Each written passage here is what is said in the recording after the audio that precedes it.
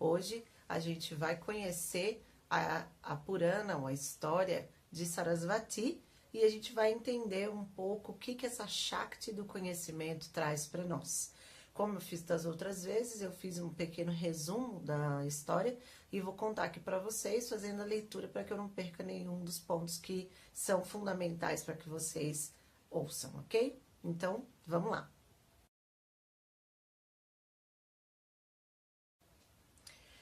O surgimento de Sarasvati está inserido em um contexto cósmico, numa dimensão mais ampliada do que podemos compreender. A história de Sarasvati começa com o sonho de um ser colossal chamado Narayana. De acordo com a história, todo o universo que conhecemos nada mais é do que um fragmento do sonho desse ser colossal. Narayana é a versão de Vishnu em sono profundo. E nessa personificação de Narayana, ele repousa sobre uma grande serpente chamada Adishesha, que nós conhecemos com o nome de Vasuki na história de Lakshmi. Vasuki é o nome de Adishesha no estudo do budismo. Vasuki ou Adishesha é uma cobra que envolve-se em si mesma para flutuar sobre o oceano de leite, o oceano da consciência. E a significação da serpente, do Vasuki ou Adishesha, é infinito. Então, Narayana repousa, flutua no infinito do oceano da consciência, de tão amplo que é. Então a gente está falando de uma dimensão cósmica, muito agigantada, né?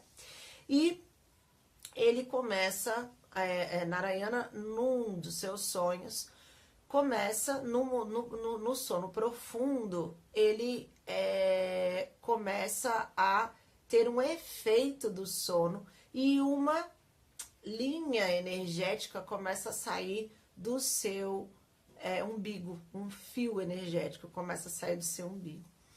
Desse fio energético, na ponta desse fio, começa a se manifestar, começa a aparecer uma flor de lótus. Do centro da flor de lótus surge um ovo. Esse ovo começa a dar vida a um ser que vai se manifestando devagar. Esse ser vai desenvolvendo uma consciência de si mesmo e vai se percebendo como uma capacidade criadora. No entanto, ele ainda era bem suscetível, bem vulnerável. E nesse processo de crescimento, do nascimento desse ser, que é Brahma, o criador de toda a realidade que nós conhecemos como universo, ele estava vulnerável. Nesse universo onde Narayana permanecia, haviam seres de várias naturezas, inclusive seres sombrios. E dois desses seres perceberam que tinha ali naquela lótus uma vida nascendo. E eles perceberam a possibilidade de ir lá e fazer alguma coisa com aquilo, já que era tão vulnerável, tão acessível. E Brahma começa a perceber os riscos que ele está vivendo. No entanto, ele não tem como se defender, ainda era muito pequeno. E ele começa a gritar, pedir ajuda, pedir para que Narayana despertasse para protegê-lo, até que ele pudesse se desenvolver. No entanto, o sono de Narayana era extremamente profundo e ele dormia profundamente. Então, Brahma começa a entrar em desespero enquanto os seres sombrios começam a se aproximar dele. Nesse tempo de aproximação dos seres sombrios e do desespero de Brahma por proteção, surge um vulto feminino absolutamente mágico, magnífica, que traz uma aura muito potente de amor. Brahma então recorre a ela e pede ajuda para que ela o proteja. Brahma não a conhecia ainda, mas os seres sombrios já sabiam quem ela era. Então eles pedem clemência e pedem para que ela não os puna. Afinal de contas, eles ainda não tinham conseguido fazer nada de ruim. Então não havia, de fato, um motivo para que eles fossem punidos. E essa figura surge e diz o seguinte: ora, o que temos aqui? E essa figura, ela tem clemência pelos seres sombrios, enquanto Brahma pede para que ela extermine esses seres, porque ele está com medo, né, de ser ameaçado ali. Então ela decide e diz para eles que é para eles saírem daquele mundo, vagarem por outras instâncias, e esses dois seres sombrios depois vão gerar toda a horda de demônios que lá na frente, no surgimento de Lakshmi, na bateção de leite, eles montam o lado dos demônios em contraposição aos celestiais, do qual Brahma vai desenvolver toda essa linhagem. Então, ela expulsa os seres sombrios, dando uma oportunidade para eles, sabendo que eles fazem parte da consciência e ignorância, e protege Brahma até que ele se complete, até que seu nascimento se complete. E ele se apresenta, e ela se apresenta para ele como Lakshmi, a parceira, a consorte de Narayana. Tanto que quando a gente está quando a gente tem a Purana de Lakshmi, ela diz que foi enviada por Narayana e que está ali para ficar com Vishnu, que é uma outra representação do mesmo Narayana. Então, essa é a parte do surgimento de Brahma. E Brahma é o poder criativo do universo. Então, Lakshmi diz: eu darei a você uma parte minha, para que seja complementar a você e possa te ajudar na construção de todo esse universo. Então, eu ofereço a minha parte do conhecimento, porque não há criação sem conhecimento. E eu entrego a você o meu maior conhecimento. E ela manifesta Sarasvati.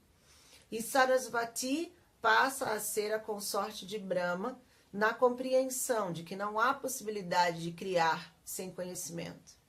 Sarasvati representa todo o conhecimento necessário para a criação, todas as possibilidades de criação a partir de um conhecimento prévio, seja esse conhecimento consciente ou inconsciente. Sarasvati representa a deusa não só da sabedoria, mas também a deusa da arte, a deusa da criação, a deusa da inspiração, a musa de todas as inspirações criadoras. Então, Sarasvati vai representar todo esse poder de manifestação da mente criativa, da mente que vai trabalhar nesse potencial. E é muito interessante a gente entender que como Sarasvati é um desdobramento de Lakshmi, todas as Shaktis são partes de Parvati de um jeito ou de outro, é importante a gente entender que a criatividade é uma habilidade da mente, mas se manifesta em Lakshmi, enquanto a criação e o conhecimento para a criação são componentes de Sarasvati. Então é muito interessante lembrar dessa complementariedade. Sarasvati vai trazer para nós toda essa sabedoria que é o discernimento, que dentro da cultura védica a gente chama de viveka, que é o discernimento entre o que é sabedoria e o que é conhecimento. Ambos têm o seu lugar, mas um não é o outro. Sabedoria é muito mais profundo, tem a ver com uma experiência, com a aceitação de um poder natural que já vem em nós e que se manifesta nas fases da nossa vida de acordo com as necessidades de cada fase do nosso desenvolvimento. Enquanto conhecimento são aquisições que nós vamos fazendo aqui nesse mundo que a gente chama de mundo das ilusões ou Maya, mas que são desdobramentos dessa sabedoria mais profunda. Então, se eu preciso aprender a andar, eu vou mover as minhas pernas. De alguma maneira, eu vou acessar esse trabalho de mover as pernas. Então, depois eu vou saber que a minha perna chama perna, eu vou saber que eu usei esses pontos como referência. E aí eu vou nomeando, dando nome, porque é exatamente esse processo, né? Nomear. Se a gente for pensar, o conhecimento na nossa sociedade, ele tem exatamente essa função de lembrar para nós, ou ajudar a nomear sabedorias que nós já trazemos. Vou dar um exemplo simples, por exemplo, uma formação, uma graduação, um curso técnico, qualquer coisa que a gente for aprender que use métodos, né, para nomear e nomenclaturar coisas. A gente vai entender que a gente vai para um curso para ter consciência dos nomes que se dão a processos que nós já fazemos naturalmente, né? E isso permite com que a gente refine, com que a gente qualifique, com que a gente aperfeiçoe potenciais que nós já trazemos. Então, a função do conhecimento é aperfeiçoar a sabedoria, dar contornos para a sabedoria, fazer com que ela possa fluir de uma maneira mais organizada, de uma maneira necessária para o desafio que nós temos ali naquele momento. Então, o conhecimento, ele seria a nossa capacidade de acionar a nossa sabedoria de acordo com a necessidade do momento. A sabedoria seria um grande mar de informações disponíveis e o conhecimento seria a técnica de como acessar a sabedoria necessária para que ela se torne funcional nos desafios que nós estamos vivendo. Dentro dos estudos da gestão da informação, isso seria o processo de transformar um conhecimento tácito, uma coisa que está totalmente desconhecida para nós, mas está ali disponível, mesmo que a gente não saiba os nomes ou que acessar esses recursos, em conhecimento prático, em conhecimento consciente, como que a gente utiliza esse poder.